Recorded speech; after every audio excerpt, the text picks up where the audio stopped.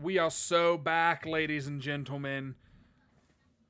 The Indiana Pacers are in the NBA Finals. For the first time that I can remember, I think the last time was like 2000 or something. Um, and it's exciting. And I'm not really a Pacers fan, but I was when I was a kid because they were the closest NBA team, and we went to the games all the time. So, as we always say, this is a Timberwolves show in the off season because we typically talk about the Timberwolves during our off season shows. This is now a Pacers show. All right, I can't. What do they call Naptown? We up Naptown. All right, I'm right there with you. This is my headband that I got whenever this headband's probably from 2006, if I had to guess. maybe earlier. Because I haven't been to a Pacers game. That's a lie. I went to a Pacers game, but it was more like going to a Cavs game because LeBron was there, and so that was a few years ago. But basketball is dying. The finals are almost among us, and then basketball will be dead, and then it will be baseball and golf for a couple brief months until football returns home. And so, first step in that process is OTAs. And OTAs are among us. The Vikings are in the middle of them now. Will, what's the scuttlebutt? What are the people saying? Well, mostly no news is good news. And what I mean by that is nobody's been injured yet. And now we should say that this is like contact free. These guys are, wearing shorts and at most are they even wearing shoulder pads? Like I it's don't think so. it's very and O'Connell even said it the other day. He was talking about, the reps that JJ McCarthy was getting, which all intents and purposes and all reports have been things are going well for him. It doesn't mean he's going to be the starter necessarily, even though we all kind of believe that's going to happen. It doesn't necessarily mean he's going to be a Hall of Famer, but things are going well. No big red flags. But what what O'Connell was talking about, all these Irish names, dude. What O'Connell was talking about was how basically OTAs are a passing camp. You're not going to get a good idea of run fits. You're not going to get a good idea of what the interior of the offensive and defensive lines are really going to be against the run, for the run. It's just so hypothetical in that regard. So the best reps here are passing reps, and that's good for a rookie, basically, is what JJ McCarthy is. And so, like I said, the reports along with, the fan scuttlebutt is everybody's excited about McCarthy. Alec Lewis from The Athletic, he had nothing but really, pretty positive things to say about McCarthy in his column after the first couple OTA practices. So it's so early, Jordan. I mean, they've had, a handful of practices. They took a day off here, and then they're going to do some mandatory mini camp this week before they get back into the voluntary OTA stuff next week. But I mean, it's early summer football, and so we're still 6 weeks out and 7 weeks out from training camp before rubber really starts to hit the road. So you're seeing a lot of names like backup tight ends and UDFA's and guys that are trying to cut their teeth and make a roster. So the two names though that you and I were spitballing about before the show that are noteworthy is the other JJ, Justin Jefferson. He's been here the whole time, at least from what we've heard. And when Justin Jefferson's around, he is, full throttle engaged. And that's just a huge boon, I would say, for especially McCarthy, who's, trying to learn an offense that's going to be his basically. And getting to throw to the number one receiver is just huge. Having him around for the leadership value and all that, I think, is invaluable as well. So I think it's a small thing, but it's also not a small thing because Jefferson normally isn't at OTAs. He doesn't have a reason to be. He's the best receiver in the world. He's got media deals. I think last summer he was in Brazil doing commercial shoots. Like he doesn't need to be here, and he's here anyways. And I think that's a positive sign for this football team. Yeah, I think The other Jefferson. one, Oh, go ahead. go ahead. I Go just to ahead with touch on Jefferson. Jefferson real quick. I think him showing up and like you said, taking pout, and he can be out there shooting movies or doing whatever, pouting on yachts. He could be doing what Stephon Diggs is doing right now, like just having a good old time.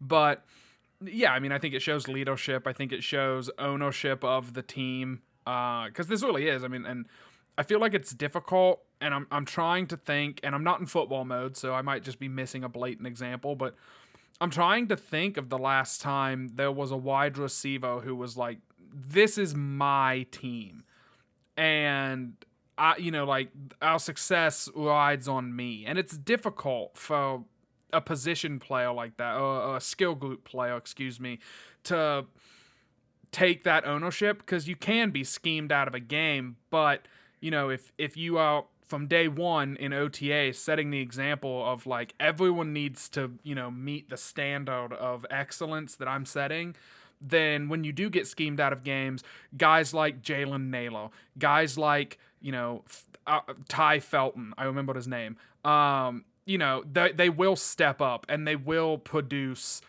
Jordan Addison, obviously, we kind of think he will produce, but some of these lower end, Eventually. maybe. I mean, yeah, the suspension, everything, whatever. But those guys will step up and they will make plays while Jefferson's being quadruple teamed to take him out of the game, and so I think that means a lot. That shows a lot. I mean, especially.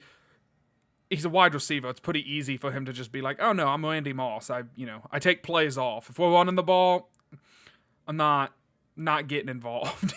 Like, so for him to take that ownership, I think is really cool, and I think it's a good sign that I think the Vikings, after a really magical regular season and then a disappointing January, I think they are kind of peeved by that, and I hope that the new guys that are coming in can feel that energy of like, hey, we should have been in the divisional round, in the championship round.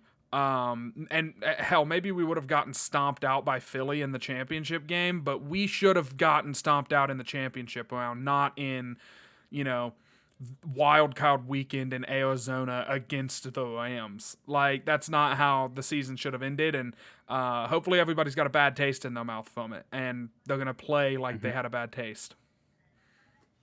The other thing from OTA is that this happens every year, Jordan, and it always makes me laugh. So it was always KJ Osborne, right? He'd come back from the summer just a little bit more yoked than he already was. And we remember KJ Osborne. He was a like stocky built wide receiver, right? One of the stronger looking wide receivers. Like he wasn't the same level of like slender and sleek like Justin Jefferson was. He had kind of a H-back body. Jalen Naylor showed up at OTAs just yoked out of his mind, and everyone's freaking out. I guess Jalen Naylor put on a bunch of muscle. His legs are more like tree trunks now. And I think everyone is trying to adjust to the guy they call Speedy, not just being this skinny little speed demon guy. Um, who knows if it even means anything? It's always just funny to me how there's always somebody, especially from Paul Allen, who is just freaking out about whose biceps look the best this summer. So I just had to point that out because there's always somebody who comes back from 4 months in the gym and just looks amazing. And that guy this year is Jalen Naylor. Yeah, he also like. Look, I know it's like a thing now that people like. What are the kids saying nowadays, William? They are found, like they and Jalen Naylor showing up to these practices. He changed to number 1. He's yoked out of his mind, and he's wearing like the polarized mirrored visor, like.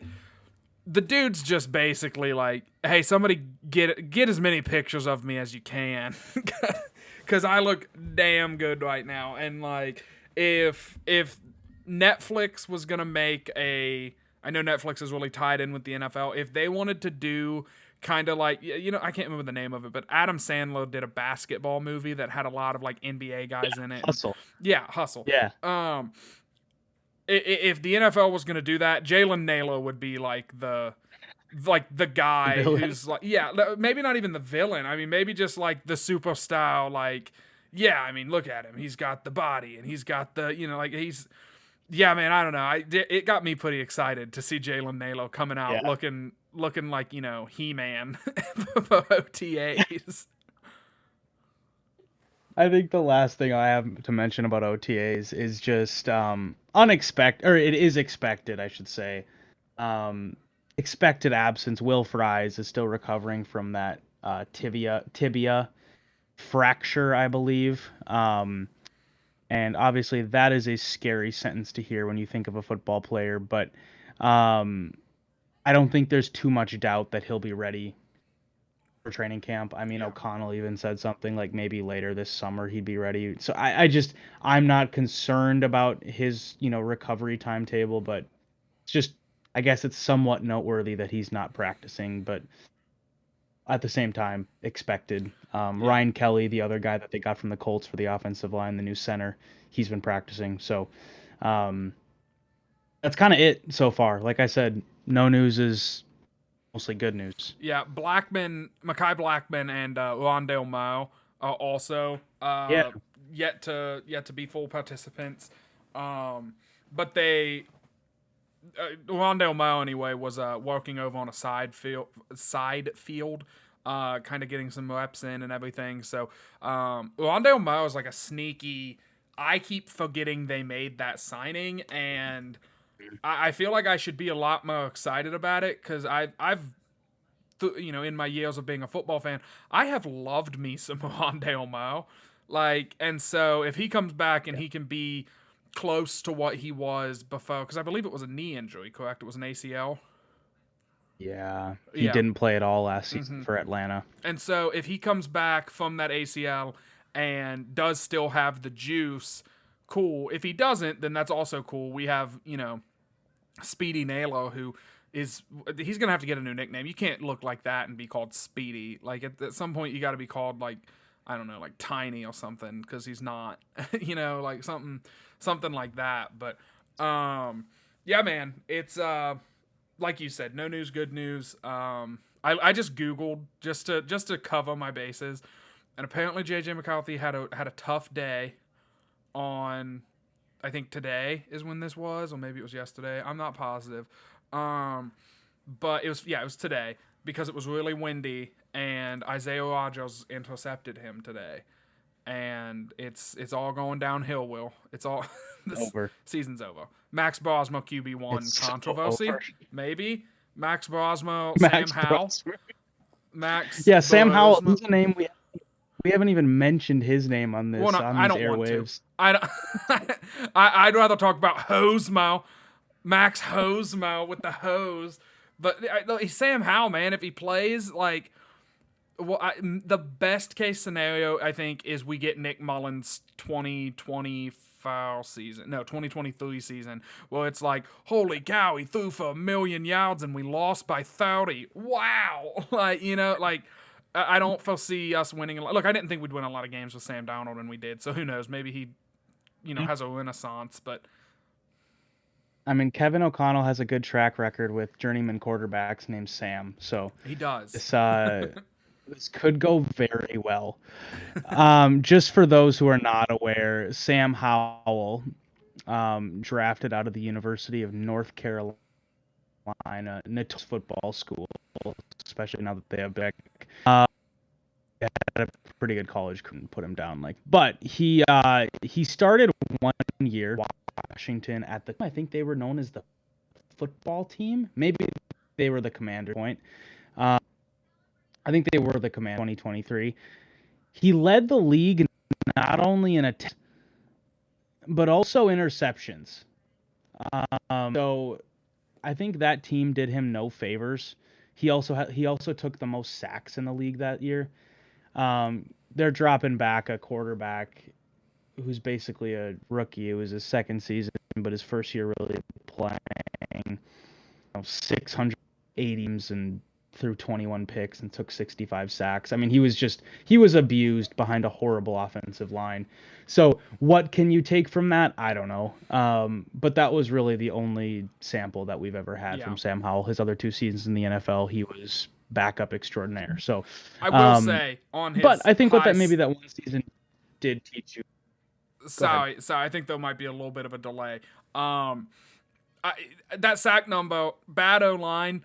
He hangs on to he is Sam Darnold. He will hold on to the ball way too long and be punished for it because he's a big game hunter, and so he has that kind of, hey, how comes no one's open 20, 50 yards down the field? I'm just gonna wait for somebody to break open that deep, and then all of a sudden, it all falls apart. We're very familiar with that in Minnesota, right? After the playoff games, the playoff game and the Detroit game, and yes, very much so. He is. He's a backup though. We don't. Hopefully, we're not seeing much Sam Howell this year. Speaking of Detroit, just a quick tidbit. Frank Ragnow retired. I'm not sure if you saw that. I did. That was today, I think, officially. We're recording this on Monday the 2nd. Why that's important is he's really good. NFL center for the Lions. I don't know why I said NFL. That sounded really stupid. 7 years with the Lions, really good player. One of the stalwarts of their offensive line, sort of just enabled that team to just run the ball down everybody's throat for the last few years, especially. And the Lions have a track record of, producing good offensive line talent. So I wouldn't be shocked if they can replace him with, portion of his ability. But I think it's not nothing, but it is something. It's not everything, but losing your center who's a 4-time Pro Bowler, I mean, that matters for a division rival. So I can't say I was sad he was retiring just from a fan perspective. He has dealt with lots of injuries though, and I think it's just time probably for him, as he says, to prioritize his health. So best of luck to him. I think it helps the Vikings long term though. Yeah, the Lions losing, and I'm not gonna sit here and be like it's the year of the Lions' downfall, but losing a defensive coordinator, an offensive coordinator, a stouting center, look, don't get me wrong, they brought in a lot of people. My Google's about to tell me the weather. They've brought in some crucial, pieces and some good pieces, but we'll see. I mean, you never want to chalk up, the season's over and done with because they didn't, Absolutely not. replace the center or anything like that. You know who we won't be replacing anytime soon? Our general manager, Kwesi Adolfo-Mensah.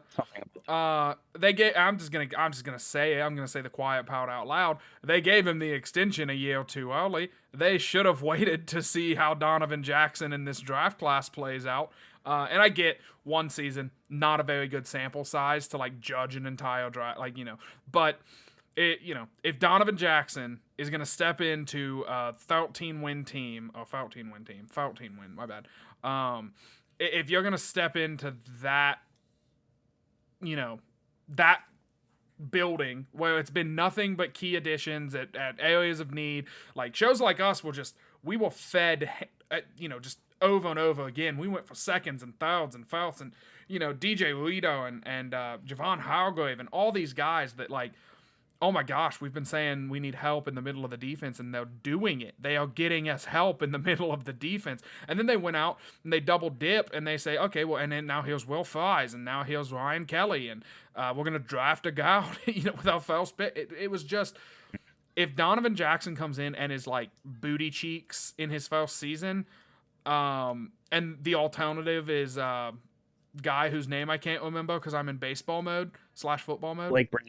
Blake Brandel, thank you. His name's not Tyrese Halliburton. Why would I know his name? If it's gonna, if he's not better than him, and we don't see an upgrade, I think that there's some problems there. And Kwesi's ability to draft, pretty bad. His ability to get free agency he's pretty good at free agency. But there is I know some GMs mess it up, so I don't want to speak like it's the easiest thing in the world, but I think free agency is a lot easier than draft, right? Because this guy's been good for 5 years. Yeah. Pluck, and we have money. Let's just sign him. So I think they're a year too early. I mean, I'm glad that the next time Kwesi has a press conference, hopefully all of the questions are not, how do you feel about not having a contract extension? Does it worry you that Kevin O'Connell got a contract extension? Like, Seriously. when the GM gives you, a small handful of interviews, maybe use that time wisely to like ask him questions about the team Yeah. instead of just his contract. But I Es- digress. Especially when the contract details aren't even devolved. Like people don't even know what the details of like disclosed is the right word. Like Yeah. no one even knows what the details of the contract are other than it's multi-year. Like that could be 2, that could be 15. Like there's no details. So what are we really fishing for here? You know, eventually we're gonna hear, when the last year of the contract is up, we'll figure it out. Like, oh, this is Kwesi's last year, and then we'll start this whole cycle again. But, anyways, um, yeah, I think there's no pushback from me whatsoever when it comes to previous drafts and I think you and I don't need to relitigate past drafts. We know that those have not gone well. I mean, Andrew Booth doesn't play for the team anymore. Lewis Seen doesn't play for the team anymore. Ed Ingram's gone. That whole 22 draft class Caleb Evans is gone. That whole draft class is just cooked. Other than Jalen Naylor and um, was Ty Chandler that year? We're not really sure if he's any good. Like, there hasn't been really any hits outside of course, Jordan Addison. We're pretty sure Dallas Turner is going to be good. Um, we're pretty sure JJ McCarthy is going to be good. So God, maybe I it's hope getting so. better. Who knows? The one thing I would say to his credit on the free agency side that I think is important to note, and yeah, it's maybe splitting hairs a little bit, but these are the margins that win you games and get you those 14 wins. Um, he's been able to bring guys in that, yes, they've maybe been good before. Jonathan Grenard, Van Ginkel, Cashman, those guys are top of the list when I'm thinking about this. They weren't great before. Yeah. And, he's able to bring them in on a team friendly contract because they're not garnering the entire market. And they come in and outperform that contract like almost immediately. Um, Part of that is I'm sure he's getting good input from his advanced scouts, from Brian Flores, and getting guys that fit that defense perfectly. But isn't that every GM? Every GM is having to take input from other guys. It's not like there's just. I think sometimes, and I'm not saying you and I do this, but I think sometimes we think the GM is just sitting in his office watching film, and then he throws darts at the dartboard and says, "That guy, satisfies what I like on film, so I'm going to go get him." I mean, he's talking to all of his scouts and his coaching staff, and it's this collaborative effort. And then eventually he's the one that pulls the trigger after he's worked with, Rob Brzezinski and the salary cap, gurus on the team. There's so many moving parts that go into this. Obviously, he's the head of the snake when it comes to roster decisions and all that. So he's going to get the credit. He's going to get the blame. Um, but I say all that mainly just to highlight, I think he's really done well in the margins, which is what's really important when you're trying to build a winner, because you have a very hard salary cap and you can't just pay big money to the best players. I mean, I think you and I are both kind of on this with the Bengals that eventually they're not going to work because they're paying big money to their best 3 players and you already have your 4th best player pissed off. Yeah. And you could probably argue he's their 2nd or 3rd best player, but that's not Right. really, it's I semantic. think there's So, an aspect to Kwesi because I'm in basketball mode. I mean, I'm wearing a Pesos headband for God's sake. Um, a criticism that I hear a lot, on other shows or see on X or anything like that, is that Kwesi doesn't make the good picks. Like Addison that was an O'Connell pick. O'Connell really wanted Addison, and Dallas Turner that was a Flores pick. Like that Flo wanted him. That wasn't Kwesi. But even if that's the case, is it and not to too much recency bias here, but I was gonna originally use like Magic Johnson versus Steph Curry or something like that and use all. Let's talk about the two guys that just played in the Eastern Conference Finals.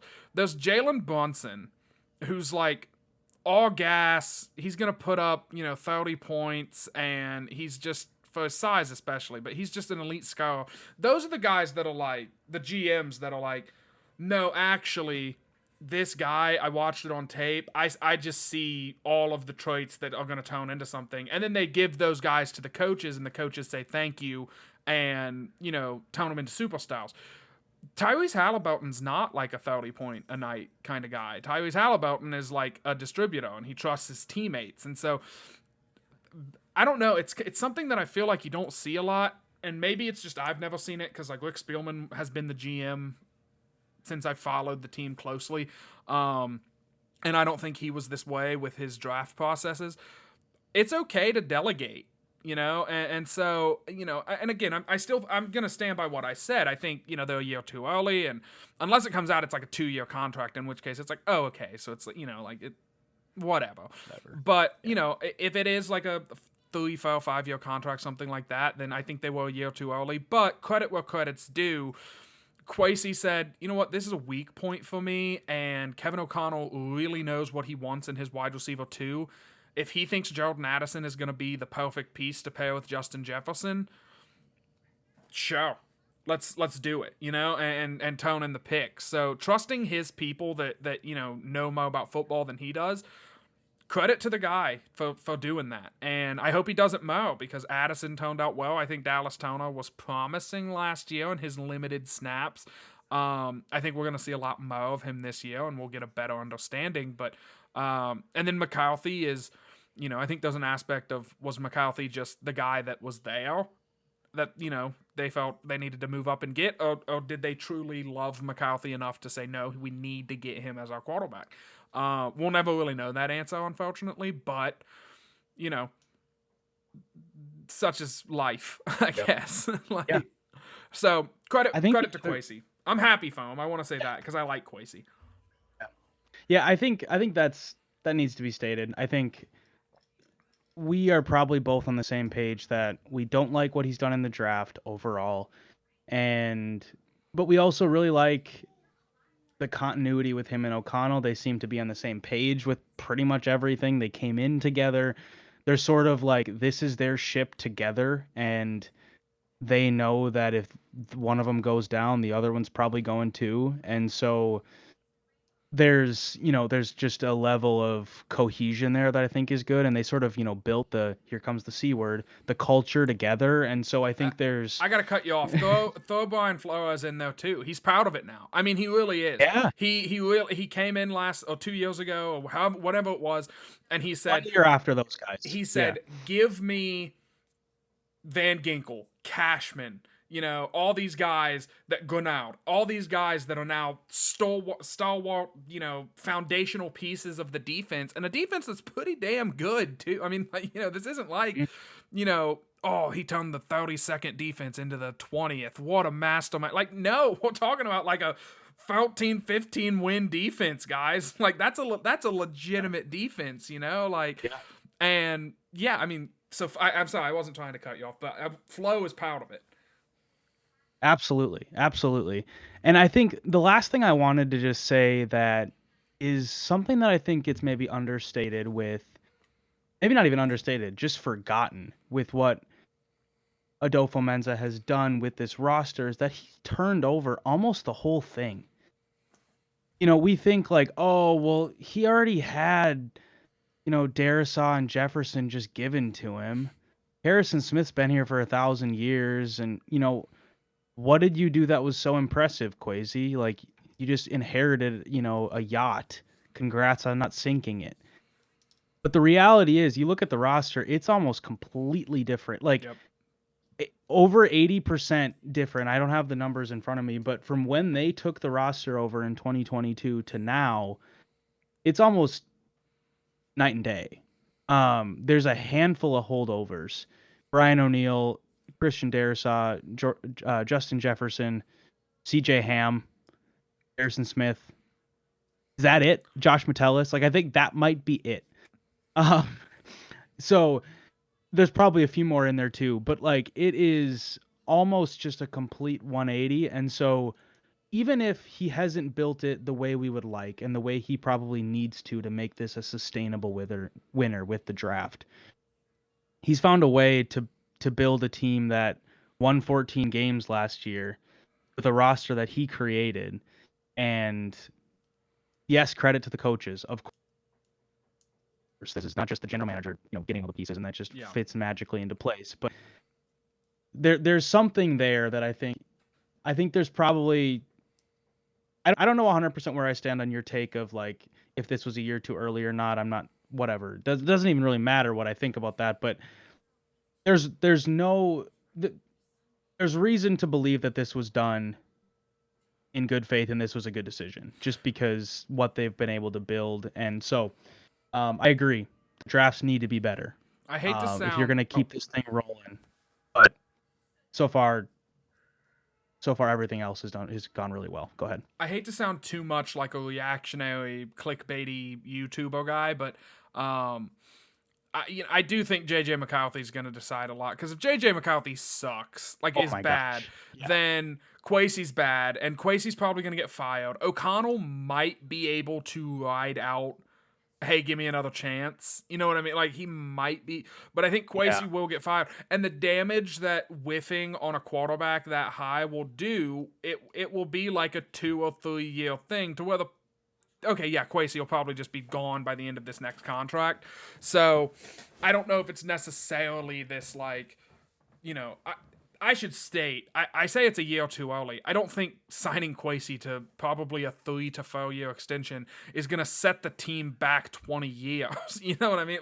Like now, if the guy after Kwesi, I'm being really pessimistic here, but let's say Kwesi, okay, JJ McCarthy sucks, right? He had a bad day in OTA, so he's going to be terrible. And Sam Howell's no good, and Max Hosmo gets injured and can't come in and save the day. Then Kwesi's probably on thin ice. Kwesi probably doesn't get another extension. If the guy after him sucks, okay, we'll set back 20 years, but whatever. Not 20 years, but you know what I mean, like 5 years, whatever it would be. And so I don't think the team is in that position. And to talk to your point about turning the roster over, I think it's important to look at, like, who were the guys that left? You know what I mean? Like, it was Adam Thielen. Like, to have the Stones to come in and be like, yeah, we're going to let him go. Like, he's just, I get it. He's the Minnesota guy and blah, blah, blah. He's not that good anymore, guys. Sorry, bye. And, Daniil Hunter, like, is another guy where it's like, goodbye. And again, those were like Vikings from day one. Pat Pete was still here. Dalvin Cook. Yeah, that's a really good one. Thank you. I knew there was a running back, and I couldn't remember who it was. I was like, it wasn't Ty Chandler, but yeah. Patrick Peterson too. I mean, granted, he was getting old, but he still had probably some clips left in the chamber, and but you move on from him because it's better. What's the old Patriots adage? You move on from a guy 1 year too early rather than a guy 1 year too late. Yeah, absolutely. And like that's to me, what's been special is it does feel like Kwesi has, like you said, he's succeeding in the margins, and he's letting go. I think Pat Pete, he held on to Pat Pete as long as he could, because Pat Pete went to Pittsburgh and he wasn't that good. So I think, and Pat Pete was he was like a fan favorite. You know what I mean? I mean, and again, I know maybe it was more of a Cousins thing. They broke the Kirk Cousins curse. Like the Vikings, some of us believed were in this like hellscape of just every 2 years extending Kirk Cousins another year or two and guaranteeing more money and just floating in limbo. And some of us were begging to get rid of the guy. Even though I liked him, I own his jersey. I was rooting. Like, some of us were begging to get rid of Cousins. And they finally did it. And they go out and they win 13 or 15, however many games last season without him. Like, just a crazy, a lot of credit to Kwesi. I mean, he's done well. And if the Vikings let him go, I think he's going to get another shot. I don't think that he has blown this to the proportion of like, we can never make him a GM again. No. So, there's a bit of a delay, it looks like. Let's do records really quick. I will pass off to you. To give. So look, we're not going game by game. We're not gonna give you score predictions, all that kind of stuff. We will do that like as the season actually gets going, like preseason time, and we know about injuries and stuff. But I have some takes. I'm curious what your takes are. If you have like a stretch that you want to be like, oh, this is gonna be tough or easy or whatever it is, I'm interested to see what you how you think the Vikings will fare. I also have a follow up question for you once you've answered. Awesome. Yeah, it's probably on me with this schedule, or sorry, Wi-Fi. I don't know what's going on. Something's making it a little slow over here. Um, yeah, without going game by game, I think this is probably a 10 or 11 win team.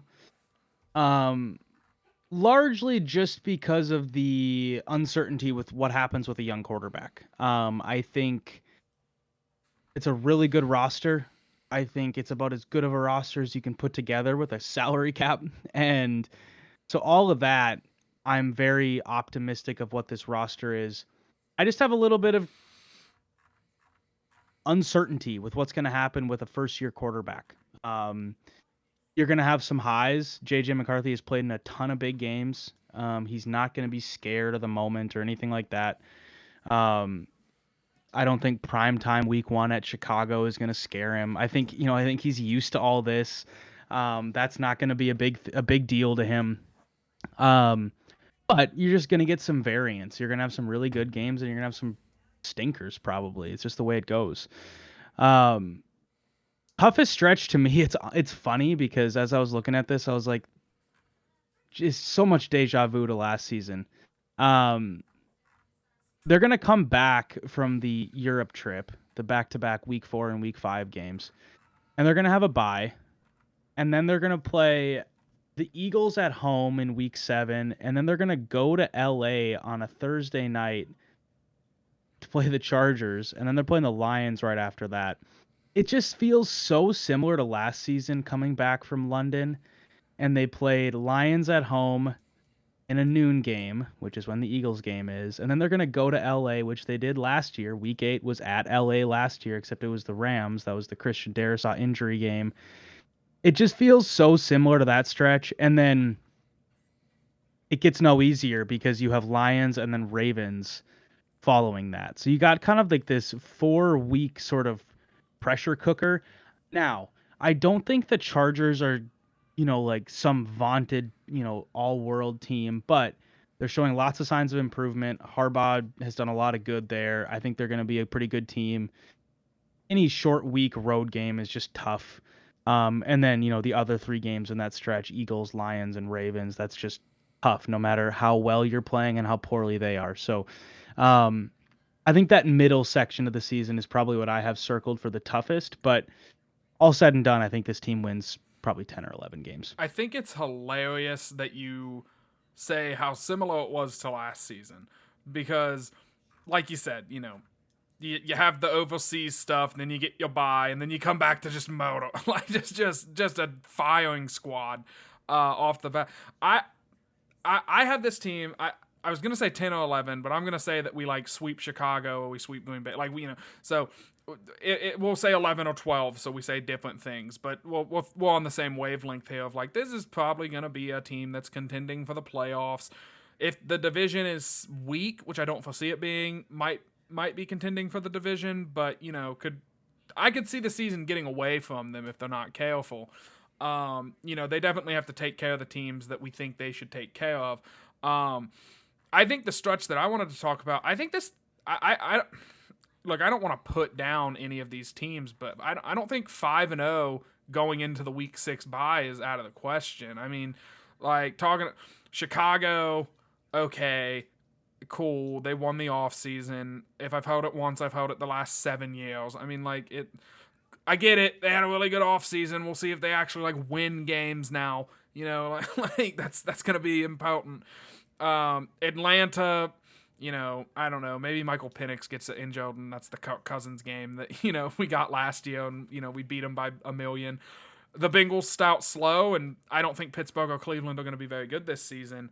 Especially, I mean, even if Pittsburgh gets Aaron Rodgers, it's like, okay, Like, the Vikings have a really good pass rush, so Godspeed, almost 50-year-old man with recovering ruptured Achilles. Like, have the time of your life, and then what? Shadell Sanders gonna tear us up in Tottenham? Like, I just don't see it. That was the most. I'm sorry if there's anybody from overseas. That was the most American way to say Tottenham that you've ever heard. But over in Tottenham Stadium, it's not happening. Like, and then we come back, and it wouldn't shock me if we're 5-4 going into week 11. So I know we said we weren't going to go game by game. I did want to break that first 5 weeks seems enticing, but a lot's going to change between now and August. Who knows? Shadell Sanders might legitimately be a starting quarterback by the time we get to the regular season opener. Which, God, I hope he is. I need a reason to be excited about Cleveland. And Joe Flacco, Kenny Pickett's not the battle I want to see, fellas. I don't think anybody wants to see that. 50-year-old man versus mid backup. That's got undercard written all over it. So yeah, I don't know. Basically the island of misfit toys for quarterback. They have Kenny Pickett, about him somehow. Dylan Gabriel, who they took before Shedeur Sanders, and as you mentioned, they also have Joe Flacco. I mean, are they gonna? Why do they have so many? Because they could not get Aaron Rodgers or Russell Wilson to come sign for them. Which Russell Wilson, not to and this show's already kind of going longer than I wanted it to, but that's fine. Like, Russell Wilson quickly this will be my final thoughts. Are we good to go into final thoughts? Okay, I didn't have final thoughts before this. So, Russell Wilson, low key turning into like break glass in case of emergency. Like, oh no, we don't want to only win 3 games this year. Sign Russell Wilson, we'll win 6. I don't know, man. Like, him going to the Giants. Also, I could go on a tangent about the New York Football Giants, and I don't even know what that kid's name is out of Ole Miss. Jackson Doubt. Just stop. The New York media is already like, look at these throws he's making. Look at these throws he's making on air with no defense in basketball shorts and a t-shirt. Is he the next Eli? Is he the next GOAT? Oh my goodness, they finally figured it out. And I'm like, stop it. You're all going to be disappointed when he's not. You're all going to be disappointed when even if he's just okay, you're going to be disappointed. And honestly, the Giants need okay. The Giants, I don't think Eli was ever better than just okay, man. And you won 2 Super Bowls with him. Like, just okay is fine sometimes.